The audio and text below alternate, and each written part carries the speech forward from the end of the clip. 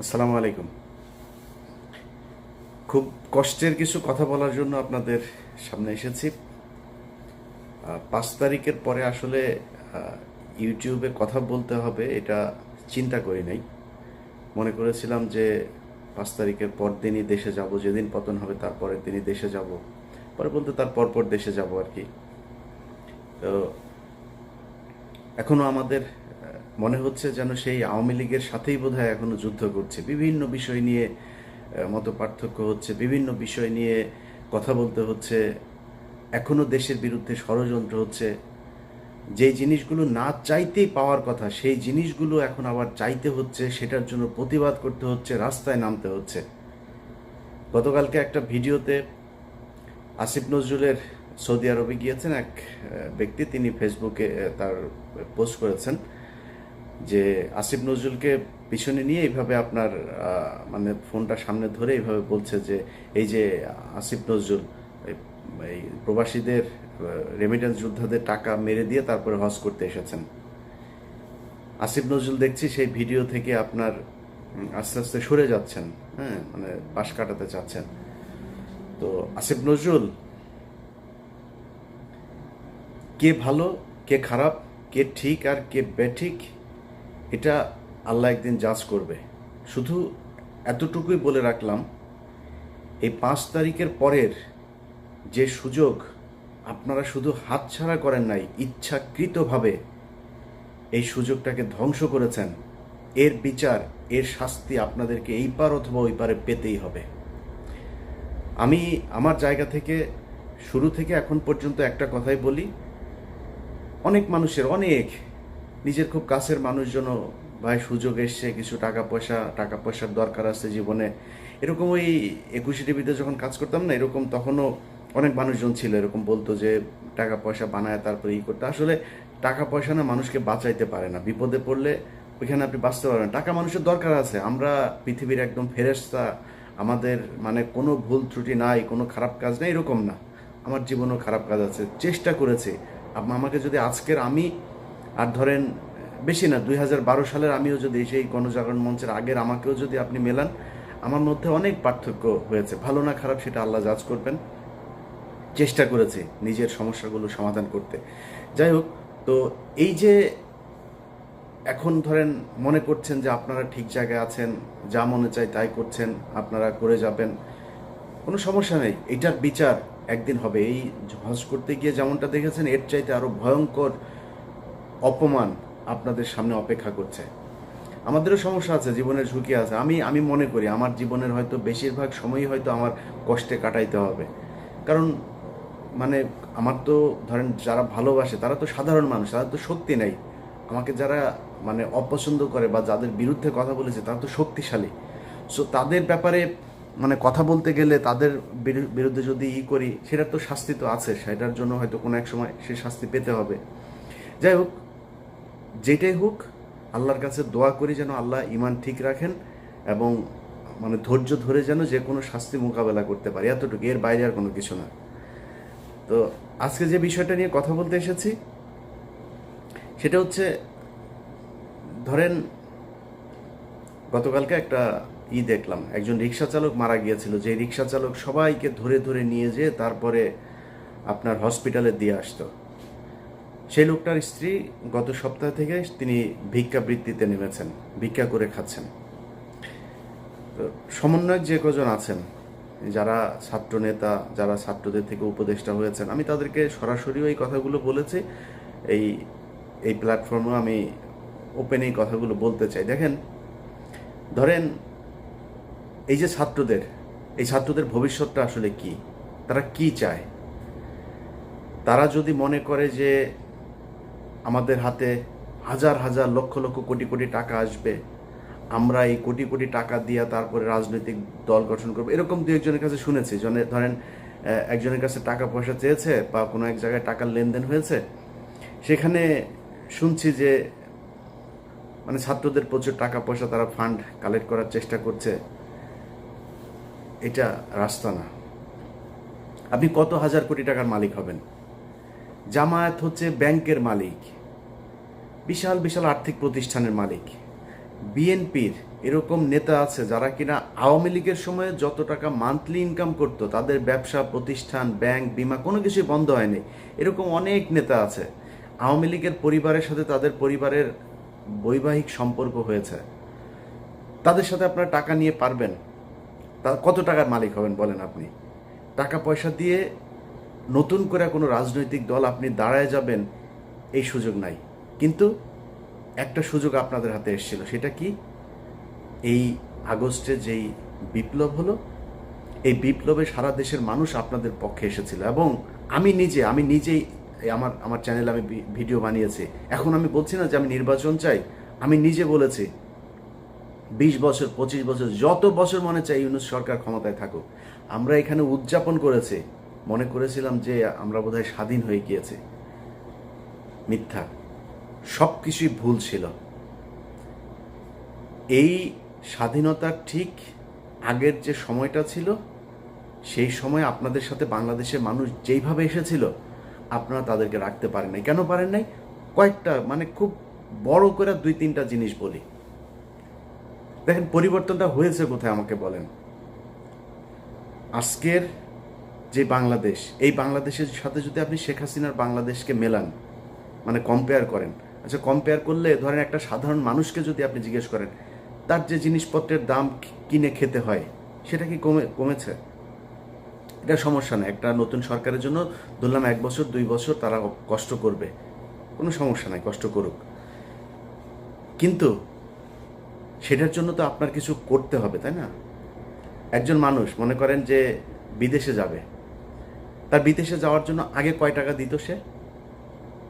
আগে যদি নাকি মনে করেন সৌদি আরবে যেতে 7 লাখ টাকা, 6 লাখ টাকা, 5 লাখ টাকা দিত, তাহলে আগের সরকারের সমস্যা ছিল, দুর্নীতিগ্রস্ত ছিল, তারা বিভিন্নভাবে দালাল এইসব করে টাকা পয়সা করতো। এই জন্য ইন্ডিয়াতে যেতে লাগে 1 লাখ টাকা, 1.5 লাখ টাকা, আমাদের এখান থেকে 7 লাখ টাকা লাগে। মালয়েশিয়াতে যেতে 60,000 70,000 টাকা লাগে, আমাদের এখান থেকে লাগে 5 লাখ টাকা। ওমান, কাতার, দুবাই, মধ্যপ্রাচ্যের সব দেশে একই অবস্থা। এখন বৈষম্য কাটানোর জন্য বৈষম্য বিরোধী আন্দোলন হয়েছে, মানুষ রক্ত দিয়েছে। সেই বৈষম্য শেষ করার পরে তাদের তো কম লাগবে টাকা, তাই না? আসলেই কি লাগছে? তাহলে এইটার দায় কার? এটার জন্য তো আপনাকে জবাব দিতে হবে। আপনি যেটা শেখ হাসিনা পারে না সেটা আপনি করে দেখাবেন। এই জন্যই তো আপনাকে পরিবর্তন করে আনা হয়েছে। মানে সব কিছুর পর আমি এই যে যুক্তি দেখাচ্ছি, এটাতে আবার আওয়ামী লীগের খুশি হওয়ার কিছু নাই।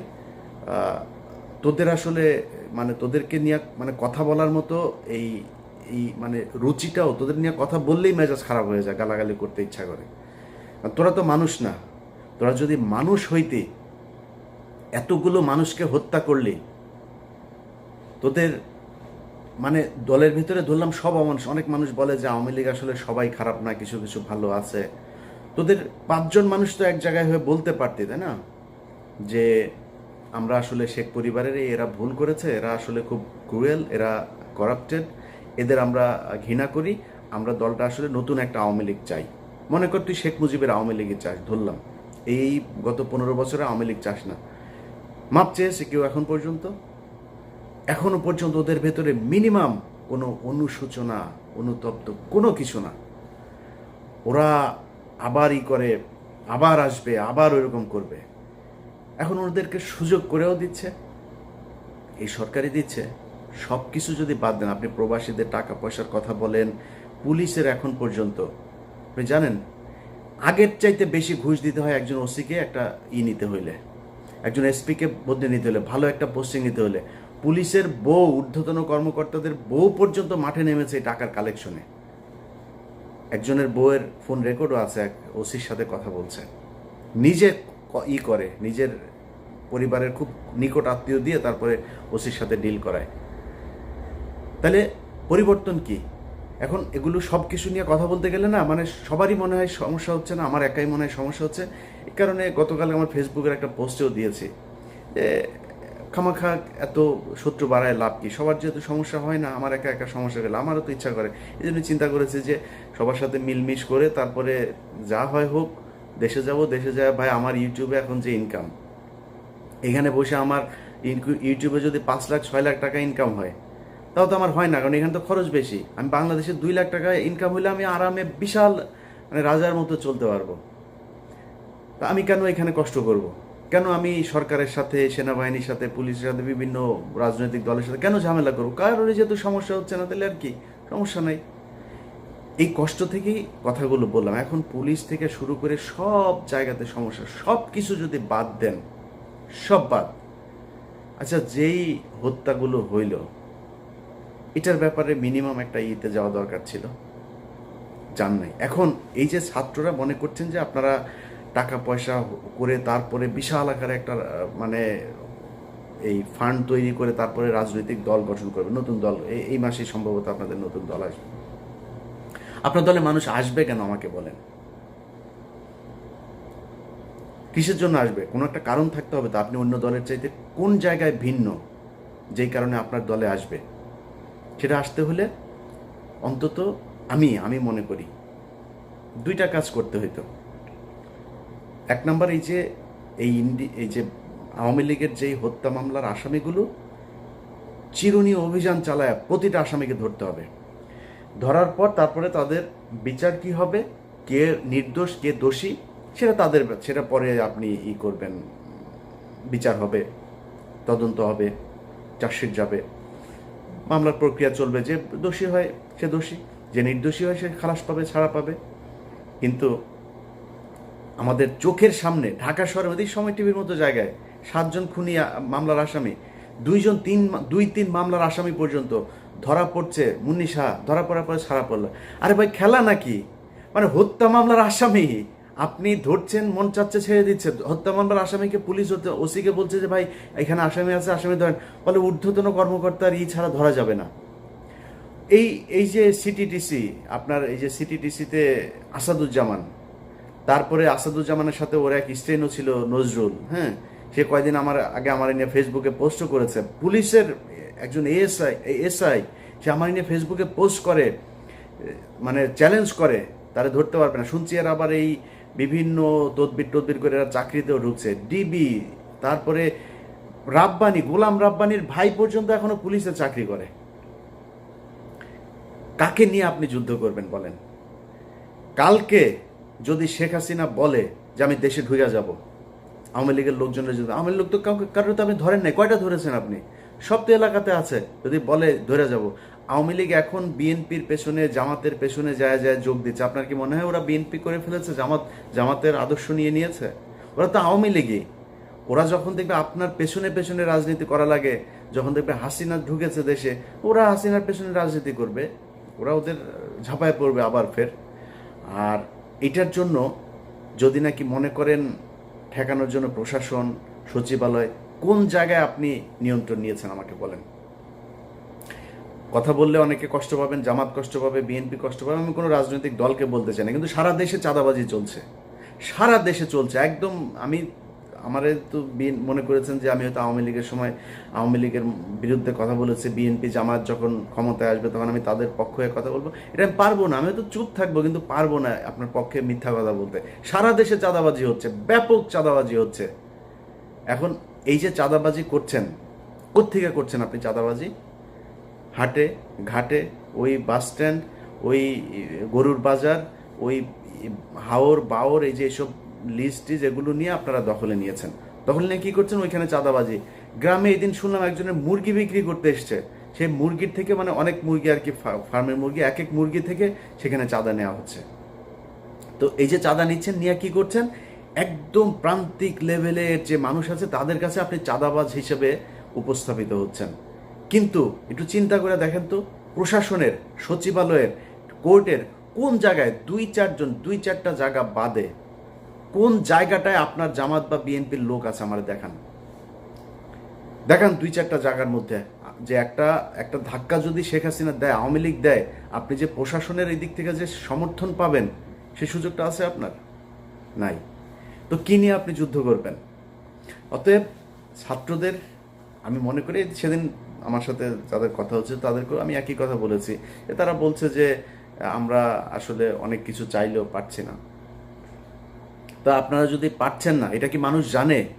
যেই হোক, মানে ছাত্রদের ভেতরে আমি কারণ নাম ধরছি না, যেই আমার সাথে যারই কথা হোক, যেই লেভেলেরই হোক, সে বলছে আমরা পারছি না। আপনারা পারছেন না, এটা তো মানুষ জানে না।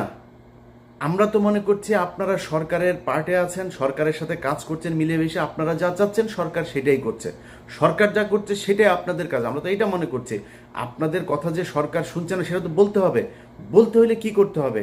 সরকারের ছাত্রদের প্রতিনিধি যারা আছে তাদেরকে পদত্যাগ করতে হবে, করে রাস্তায় নেমে আসতে হবে।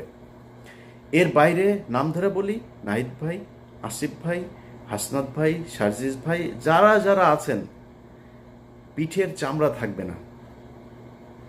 যদি মনে করেন যে এই সরকার চলে যাবে আর বিএনপি আওয়ামী লীগ, বিএনপি বা জামাত ইসলাম আপনাদেরকে কোলে তুলে নিয়ে নাচবে, প্রশ্নই আসে না। আর আওয়ামী লীগ তো কত ভয়ঙ্কর হইতে হবে সেটা আপনাদেরকে বোঝানোর দরকার নাই, আপনারা জানেন।